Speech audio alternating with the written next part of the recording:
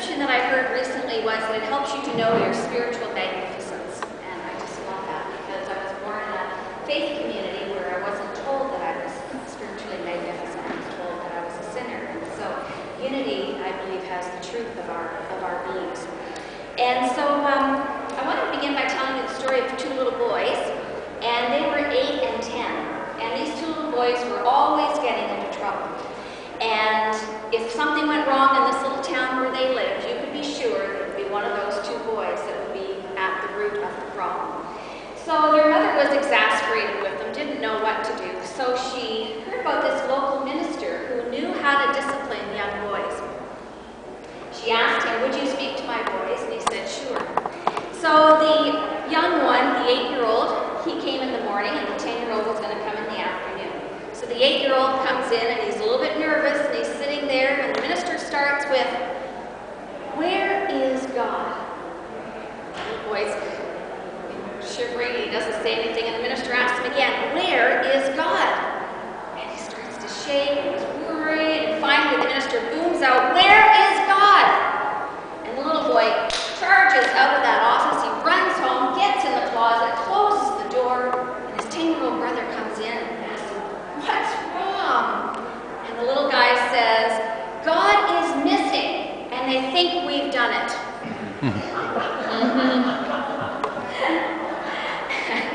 You know, in this world where there's so many things happening, there's tsunamis, there's 9/11, there's hurricanes, there's so much happening in the world that one question I get asked over and over is, where was God?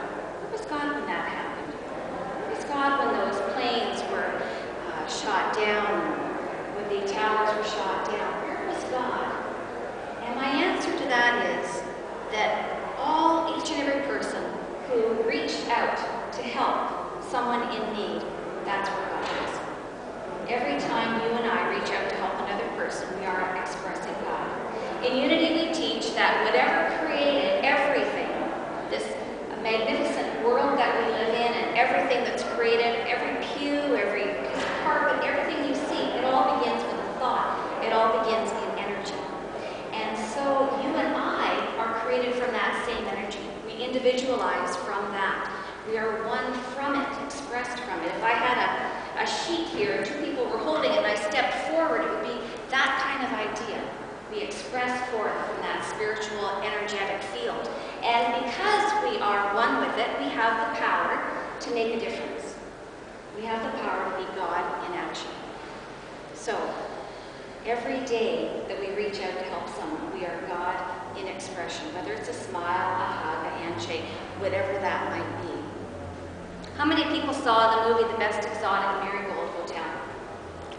Okay, everyone else is going to run out afterwards and get that movie because it's a fascinating movie. And in one part of this movie, there is a judge, and he's in his chambers, and a fellow worker is there with him. And the fellow worker is saying, "Come on, we got to go to Roy's retirement party just down the hall." And they're talking about, when are you going to retire? I don't know. I can't imagine when, the judge answers. So they go down to the retirement party, and the man, Roy, is standing up giving a speech about retiring, and all of a sudden, the judge is standing in the middle of the room watching this, and he says, "This is the day." And then he starts heading for the door, and he says it again, "This is the day." And he decided in that moment that it was time for him to retire.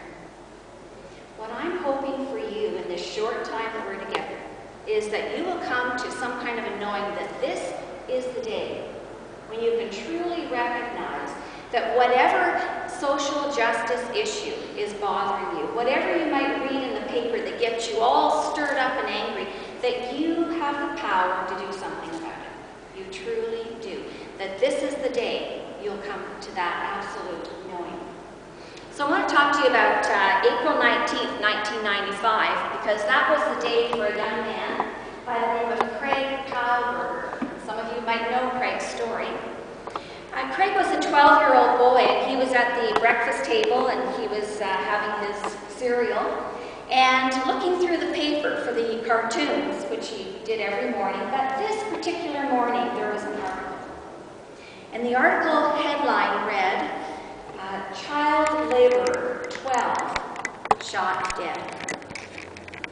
went on to read the story of a young Indian boy by the name of Iqbal Masai. And Iqbal was a young boy at the age of 4. He had been sold by his family for $16 into slavery. So he ended up working for the next 6 years. He was shackled to a weaving loom, and he was, for hours on end, making those little knots in the carpet.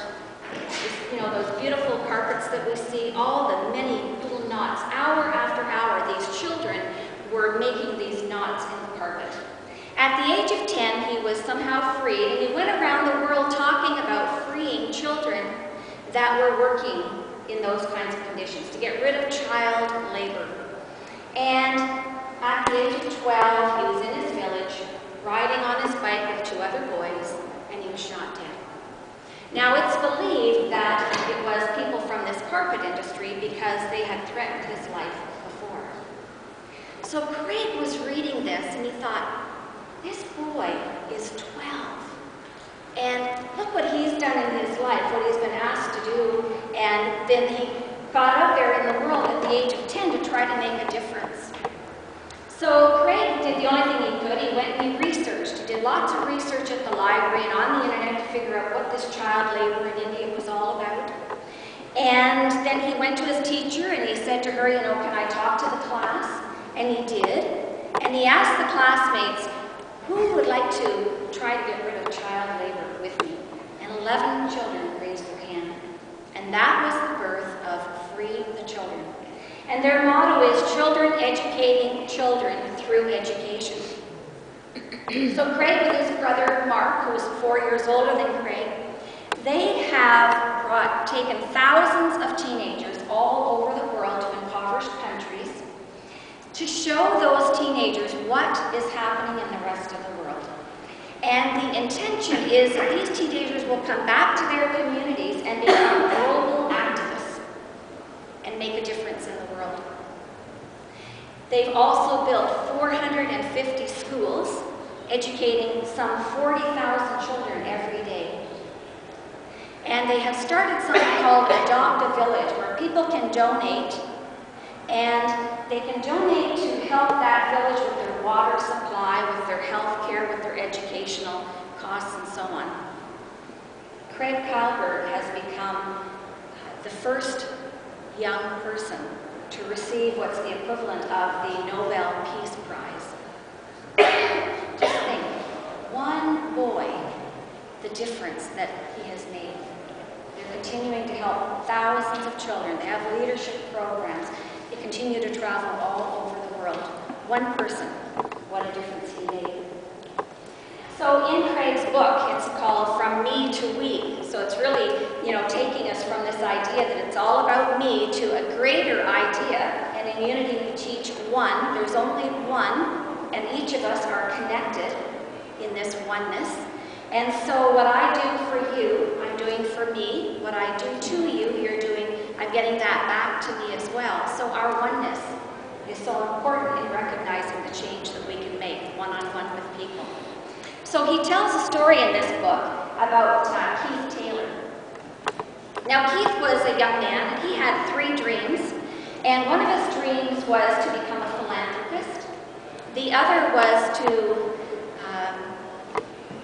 live in New York City. And what was the third one? Oh, to become a teacher. So he went to school for years. He came out of school with $100,000 in student loans. He came out with his PhD at the age of 32.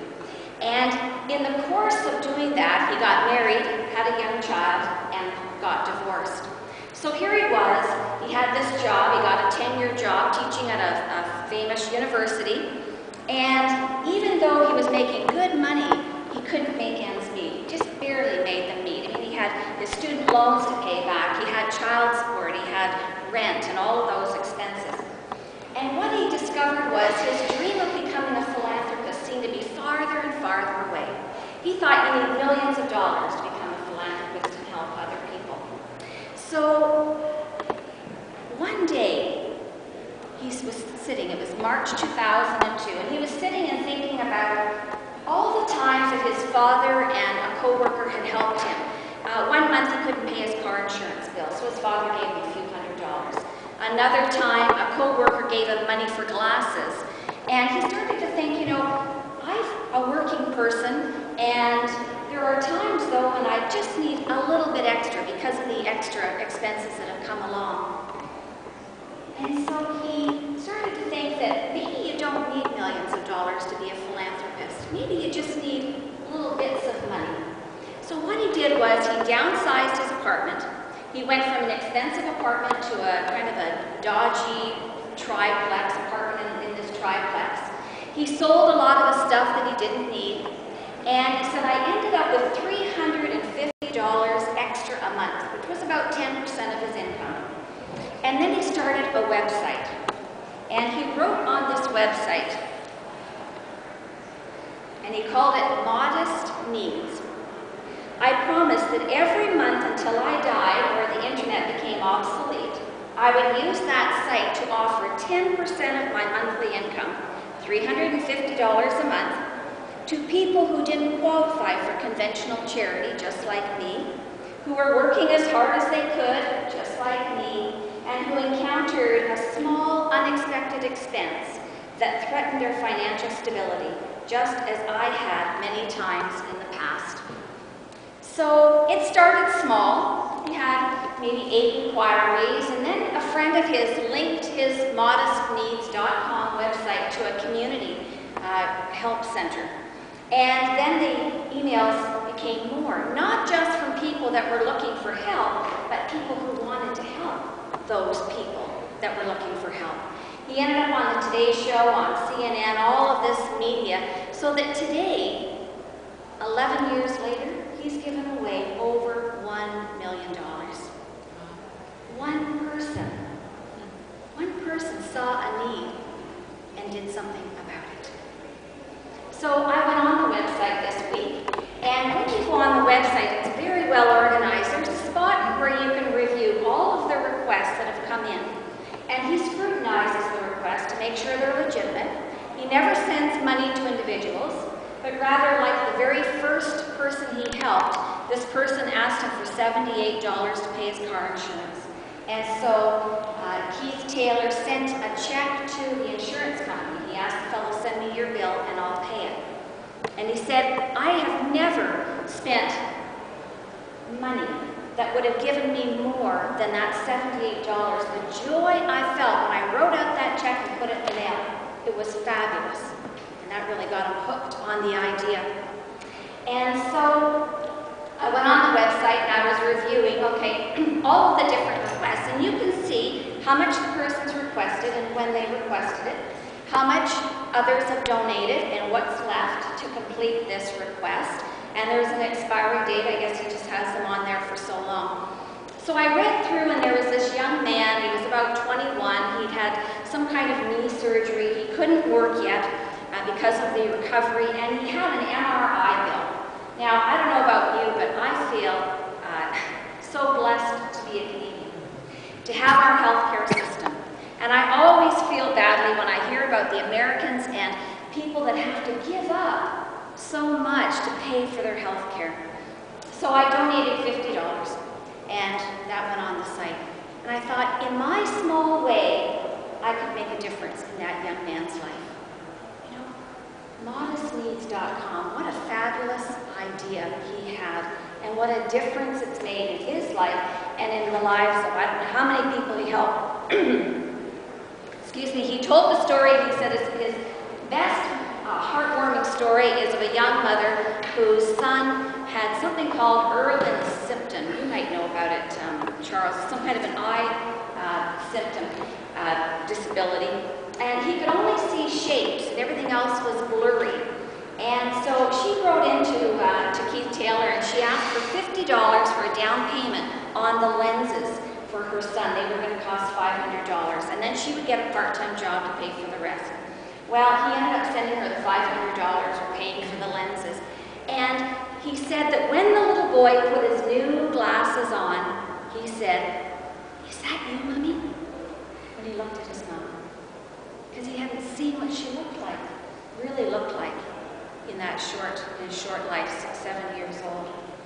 You know, when we give, not just what we have, our material or our finances, when we give from the heart to help other people, we make such a tremendous difference. And because we are made in expressions of this divine energy, this spiritual substance that permeates everything, we have the power. There isn't anything that you and I cannot do.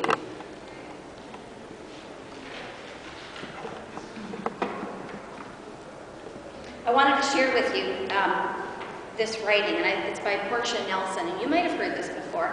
It's called Autobiography in 5 Short Chapters. Chapter 1. I walk down the street. There's a deep hole in the sidewalk. I fall in. I am lost and I am hopeless. It is not my fault. It takes forever to find the way out. Chapter 2. I walk down the same street, and there's a deep hole in the sidewalk. I pretend I do not see it. I fall in again. I cannot believe I'm in the same place. It is not my fault. It still takes a long time to get out. Chapter 3. I walk down the same street. There's a deep hole in the sidewalk. I see it there. I still fall in. It's a habit. My eyes are open. I know where I am. It is my fault. I get out quickly. Chapter 4. I walk down the same street. There's a deep hole in the sidewalk. I walk around it. And chapter 5, I walk down a different street. You know, the thing is, if we keep thinking the same thoughts, and our thoughts, when we think them enough, become deep embedded beliefs, and we believe that when we read that article in the paper or we hear about that injustice, there's nothing I can do. Craig Powberger said, "This is way beyond me. I'm just a kid." And look what just a kid did. And you and I can do the same kinds of things. And I know perhaps many of you have done something in your life to help another person. And we do that in our families all the time. Right now I'm writing a blog, and I'm going to be 60 on March the 5th. And so I'm writing a blog, 60 Random Acts of Kindness in 60 days. And I'm on day 23, I think. You know, it constantly calls me to look for where can I do something kind, you know, consciously. And I know that you can do those kinds of things as well. So what I brought was, just to get some juices going, and I brought a few newspapers, and what I thought for our last few minutes together would be if you would just kind of group together, so I kind of say a little group here, that if I give you a newspaper, that one person in your group would read the headlines to your group and see if there's a story in the paper that you want to have read, and that really gets you going, and then just brainstorm. Well, what could we do about that? What one thing could we do about that? It might be a small thing. It might be writing a letter, making a phone call, but what would it be? And if the paper stories don't speak to you, is there something in your heart that you really feel called to do something about? And so I just invite you to do that, and then we'll just come back together and see what came out of that time together. You may want to kind of group, I don't know, maybe how you want to do it. And you could be with this group if you like. How do you feel about flu vaccines? I don't like it. Okay. Because it's preserved as mercury products that are So you've got your reasons, and do you feel... Excuse me, we can't hear. Okay. So this gentleman is saying that what bothers him is the flu vaccines. Oh. And he wouldn't take them because they have mercury and so on, whatever the reasons are. So do you have a sense of helplessness sometimes when you hear about the flu vaccines, and what can you do about it? I think the article here was the lack of staffing and those staff that chose not to get flu vaccine and service residents. That's what we're reading. Right. Yeah. I do get back to that. And you do take the shot. So for you, then what could you do? I would pray for the government that they don't give the pharmaceutical firms so much power that they have the right to solve. Okay, so we can pray that someone doesn't do